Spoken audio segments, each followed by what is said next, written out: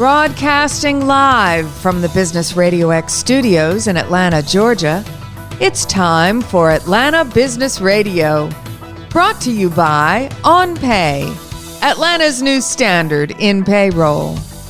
Now, here's your host. Lee Cantor here, another episode of Atlanta Business Radio, and this is going to be a good one. But before we get started, it's important to recognize our sponsor, OnPay. Without them, we couldn't be sharing these important stories. Today on Atlanta Business Radio, we have Jon Greiver with Stay Sitters. Welcome, Jon. Hi, how are you? Good morning. I am doing well. I'm so excited to learn what you're up to. Tell us a little bit about Stay Sitters. How you serving folks? Stay Sitters is an idea that I had for several years for dog walking and pet sitting service for people in the North Atlanta area. Started off relatively recently here and just trying to build up our clients through an organic grassroots campaign and take advantage of an idea that's been bouncing around in my head for a number of years. Well, let's talk a little bit about that idea. What was kind of the genesis where you said, you know what, this is a problem that I might be able to solve for folks? Well, it really was during COVID when the idea kind of came into a reality. As I sat at home, remote working from my office and staring out my front window, watching dozens and dozens of dogs walk by every day. And one of the things that COVID brought to us was a huge increase in the number of folks that were adopting dogs, cats, pets of any kind because they were staying at home more. So we saw a huge surge in that. I think national numbers were something like 25% increase in the number of pets that were owned at home. So this was a great opportunity for me to see what pet owners really needed. Having a dog of my own, I understood that sometimes it was difficult to find someone to watch it while I was traveling or had to work or things like that. So I thought with an increase in the amount of pets, what an interesting idea it would be to offer some sort of a service for all those people. So, okay, so you have the idea that I'm going to create a service. I see this opportunity. There's a bunch of pets around. Maybe this is new pets for folks.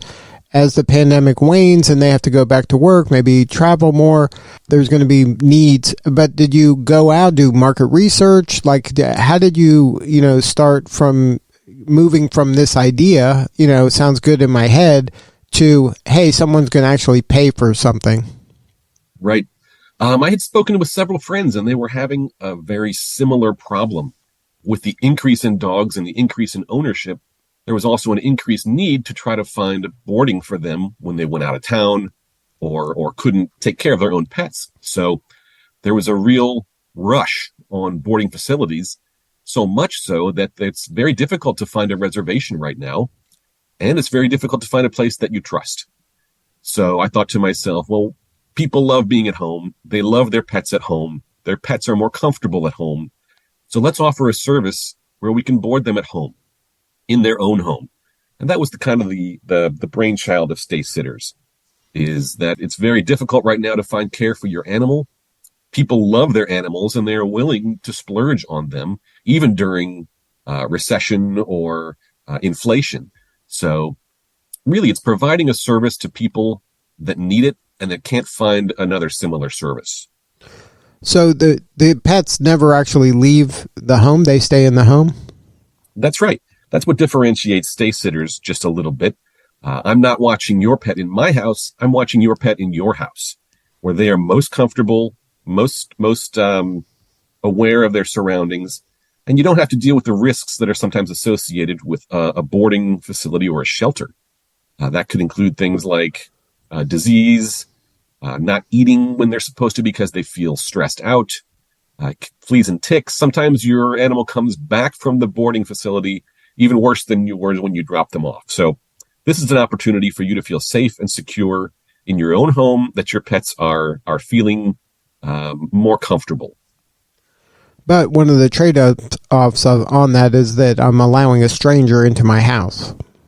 That is absolutely correct. So what we do, I offer an initial meet and greet service, and that kind of lets me get some face-to-face time with the owner, come over and meet the pets and find out what they're all about.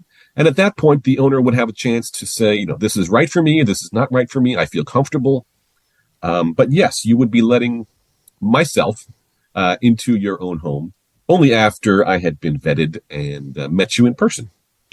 And then what exactly are you doing for the pet in the time that you're with them? That really depends upon what the owner would like. There are basic services such as food, water, if it's a cat, changing the litter out or scooping the litter, and then getting some exercise or some playtime. So typically dogs, I will walk them outside for 20 to 30 minutes. If they're not up for that, maybe it's a little playtime inside the house. Same thing with cats. They're not typically going to go out for a walk. So there's playtime and there's just general welfare check on animals as well. And then the homeowner can actually, if let's say that they're going on vacation, I can talk to them about watering their plants, checking on their home while they're gone, picking up their mail, and doing some other services that may not necessarily be pet related, but more related to when you leave your house alone. So what's your backstory? Have you always been involved with working with animals and pets? Actually, no. I really wasn't much of a pet person when I was younger. Didn't have a lot growing up. But once I got married and have children, we have found our way to fostering several dogs. And we had a foster fail who ended up staying with us for 9 years. So he was a love of our life up until last year when he passed away. And I tend to get along with animals a lot better than people sometimes. Now, is this the first business you created? Is the first entrepreneurial venture for you, or have you always had that bug? It really is the first thing I've done on my own. I've done a lot of consulting, and so I've kind of understand how to motivate myself, how to act like your own business, even though you might be working for someone else. That consulting and contracting type of lifestyle lets you be that entrepreneur without necessarily having the risk of going out on your own. So when I decided I wanted to do this on my own, I've been going very slowly, very cautiously and carefully, so as I feel comfortable with the process, try not to make mistakes as you set up businesses and get your licenses and get insured and all that good stuff. So it's been a learning process for me, but it's also been a fantastic opportunity to start my own business and really see the process that's involved. Well, how about share a little advice for folks that maybe had a corporate career and then have pivoted maybe second act into their own venture like this? Are there some do's and don'ts that you've learned so far?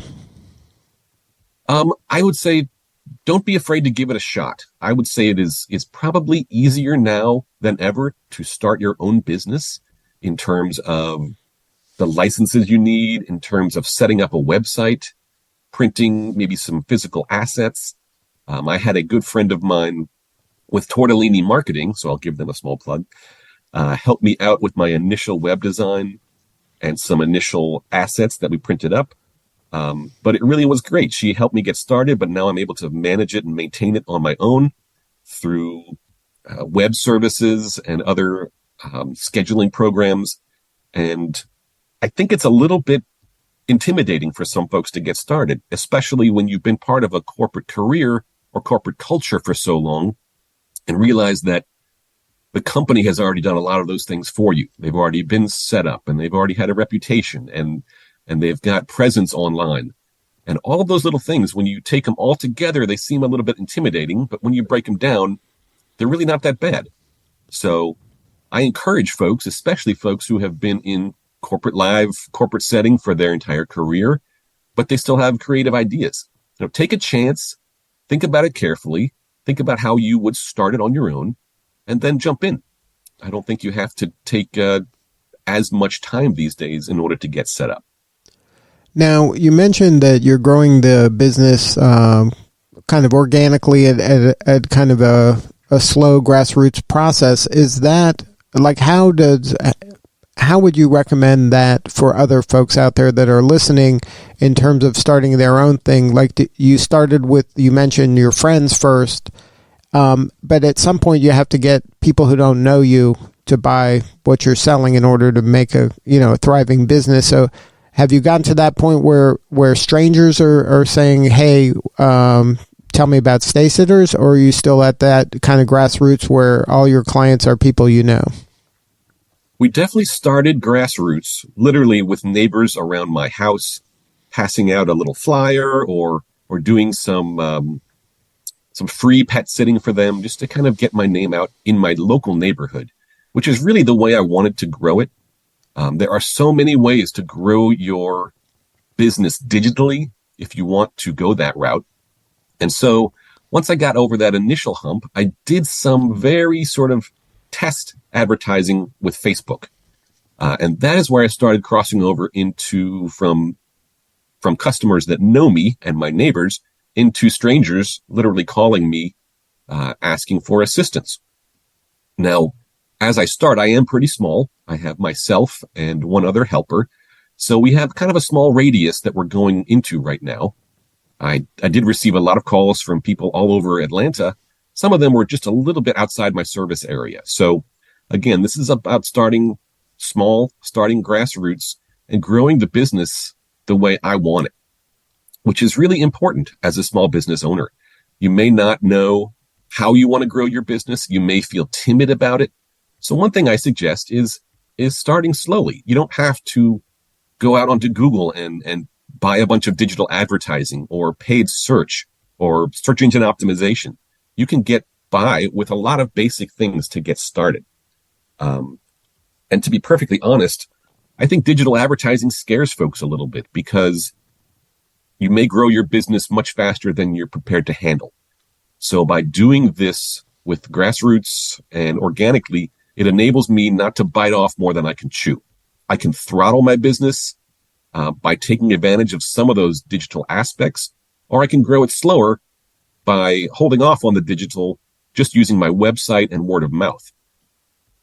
One thing I've also found interesting is advertising through other dog or pet related events or functions around town. There was a Atlanta Lab Rescue, who is a local rescue, and as you might tell by the name, primarily focuses on Labradors. They had a beautiful facility event in Dunwoody about 2 months ago.